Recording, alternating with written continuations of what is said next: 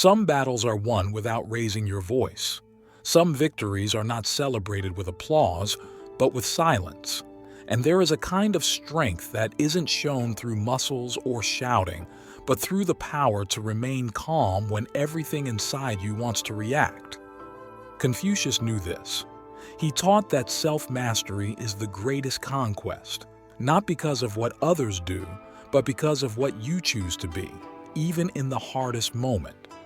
In a world where responding to a blow with another blow feels natural, his wisdom remains a different kind of light, one that chooses calm over insult, dignity over provocation, peace over conflict.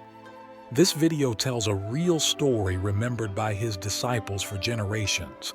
It's not a tale of grand achievements, but of a small gesture that revealed immense strength. The day Confucius was insulted in public and said nothing. Why didn't he respond? What did he say afterward?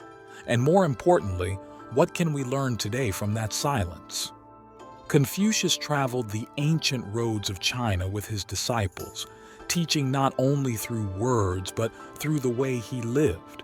He didn't seek applause or power, but inner harmony, justice, and deep respect for others. Wherever he went, he left behind lessons, not always written down, but etched into the hearts of those who walked with him. He was respected by many, but also challenged by others. In times of disorder, the voice of a wise man often feels uncomfortable. Not everyone wants to hear about virtue, moderation, or ethics when ambition and self-interest rule. And it was on one of these journeys between villages and cities that the moment we're about to share took place. A true event, not a fable, but an observed reality. His disciples were with him, alert, learning from both his silence and his speech, until a man appeared, full of anger, and stepped into the path of the master. The road was narrow. The sun beat down on the travelers, and the dust beneath their feet thickened the air. Confucius walked at the front, calm and steady when a man stepped into his path. His face was tense, his eyes burning with anger.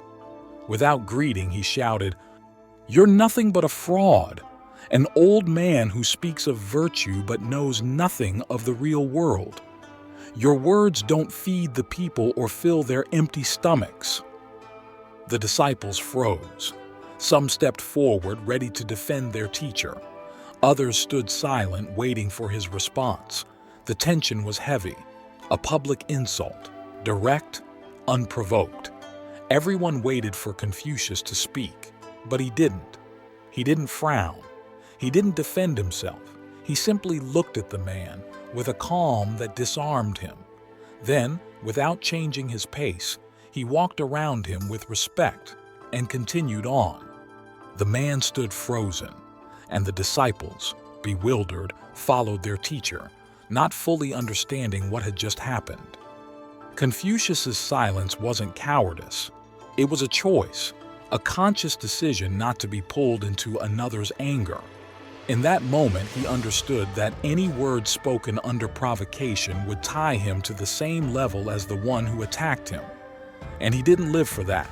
Later, once the road had quieted, one of his disciples dared to ask, "Master, why didn't you respond? Wasn't what he said unfair?" Confucius stopped, looked at him calmly, and said, "If someone offers you a gift and you don't accept it, to whom does the gift belong?" The disciple hesitated, then answered, "To the one who offered it." "So it is with an insult," Confucius said. "If I don't accept it, it does not belong to me. The other's anger is his. It is not mine. Why should I carry it?" That silence was his answer, an act of freedom, of inner strength. Not reacting to an offense didn't make him weak. It made him master of himself. Because anyone who needs to shout to prove their worth has yet to discover true strength.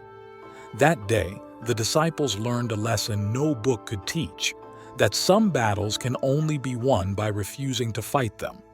Confucius didn't just act wisely, he explained. so his disciples would understand that it wasn't passivity, but conscious choice.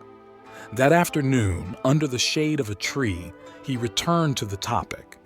Many believe that responding shows courage, but sometimes responding is falling into the other's trap.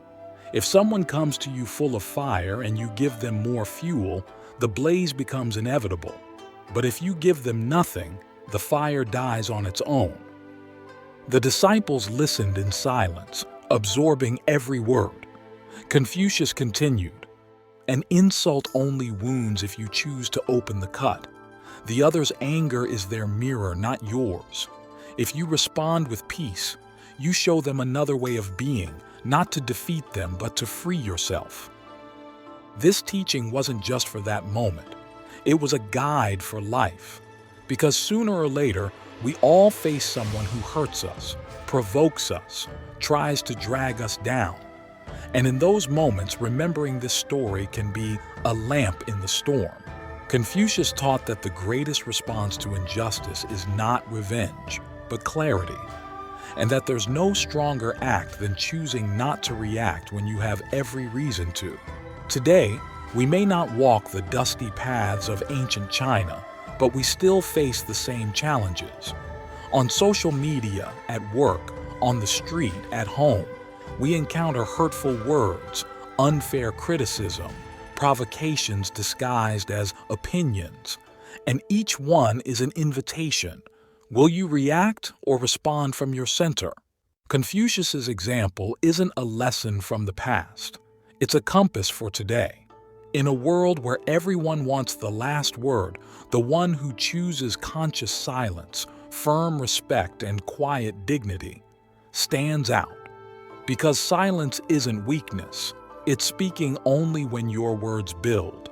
When someone criticizes you without knowing you, remember, you don't have to accept what isn't yours. When someone provokes with sarcasm or contempt, ask yourself, is this energy worth my peace? Your inner calm is worth more than any argument won. This doesn't mean tolerating abuse or suppressing what must be said. It means choosing the right moment, the right tone, and the right intention. Because sometimes, like Confucius, the greatest teaching is simply to keep walking. There is no greater strength than that of someone who masters themselves. In a world where many shout to be heard, the one who chooses wise silence is not weak, but free. Confucius didn't win that day by defeating the other, but by not letting the other defeat him from within. We all have the power to choose what we do with what's thrown at us. We can react from our wounds or respond from awareness. We can strike back or hold our dignity. And that power belongs to no one else but us. The true wise one doesn't need to prove their worth. The way they live already says enough. And the truly strong are not those who conquer others, but those who don't let their own ego conquer them. If this message resonated with you, if you've ever felt that losing an argument meant winning your peace, then this space is for you. Subscribe to the channel, give this video a like, and share in the comments if you've ever chosen silence and how it made you feel. Because sometimes the greatest victory is not raising your voice, but knowing when to lower it.